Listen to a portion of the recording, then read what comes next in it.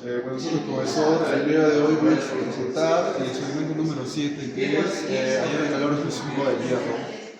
Por lo cual ese experimento, sus materiales sería el calorímetro, el sensor de temperatura, la pinza universal, la varilla de 60 centímetros, la nuez, el sujetador, la cocina eléctrica, el vaso precipitado, la balanza y el sensor rasco. Muchas gracias.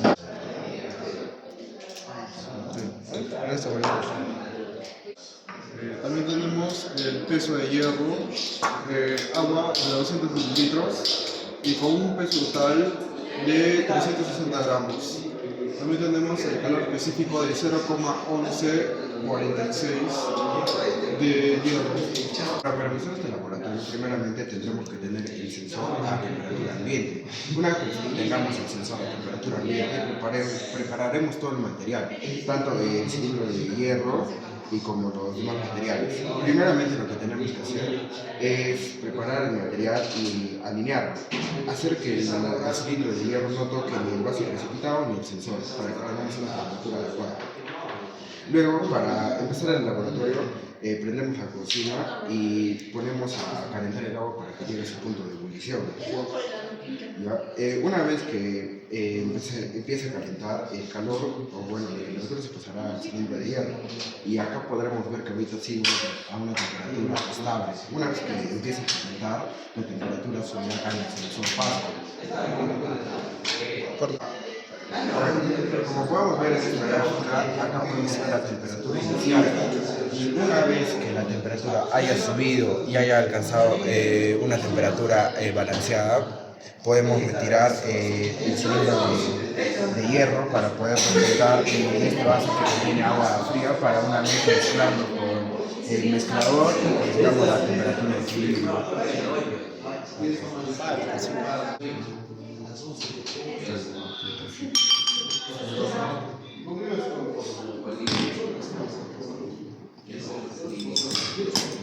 Ya bueno, una vez que lo tengamos así, lo único que tendríamos que hacer es mezclarlo para que alcance la temperatura de equilibrio y ya nada más. Y como podemos ver ahí, la temperatura está bajando.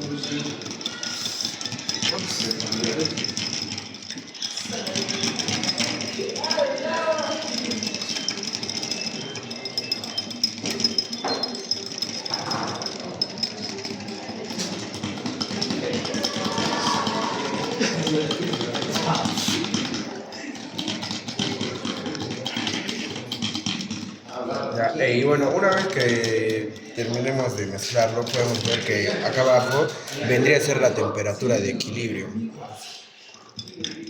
como lo hice ahí en la gráfica, en esta gráfica.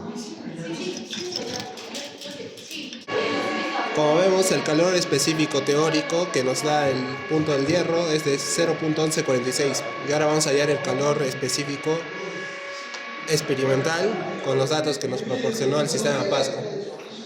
La capacidad específica del calor es de 20 en la prueba 1 y en la prueba 2 igual.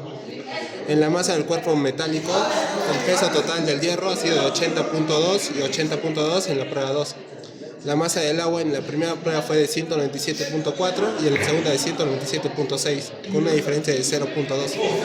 Y la temperatura inicial del sistema fue de 14.1.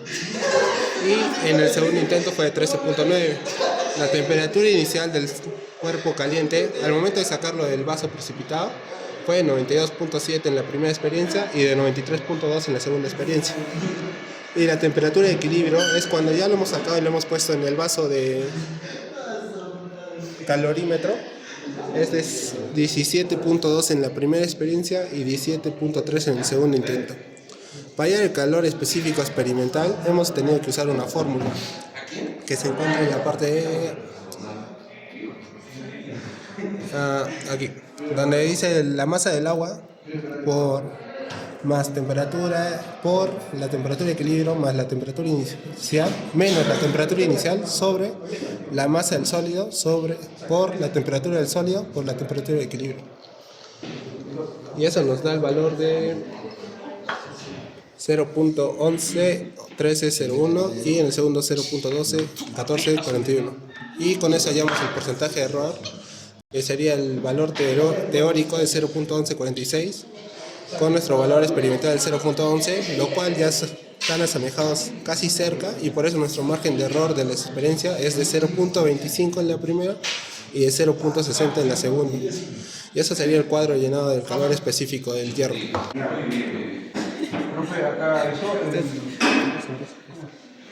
Mientras mi compañero va desarmando las piezas, voy a darle conclusiones y las observaciones. Como primera conclusión tenemos el método de mezclas es muy efectivo porque nos permite determinar el calor específico de un sólido comparado con cómo cambian las temperaturas, cómo lo sumergimos en agua caliente. Segunda conclusión, uso del capstone para análisis de datos. El uso del capstone facilita el análisis de datos experimentales al mostrar gráficamente cómo varían las temperaturas con el tiempo. Una de las observaciones que tenemos es configuración precisa del equipo. Es fundamental configurar correctamente el equipo, como el sensor de temperatura, el software Caspo, para obtener datos precisos. Como segunda observación, debemos tener cuidado con las mediciones de masa y temperatura. Al analizar las mediciones de masa y temperatura, es importante ser cuidadoso para evitar errores.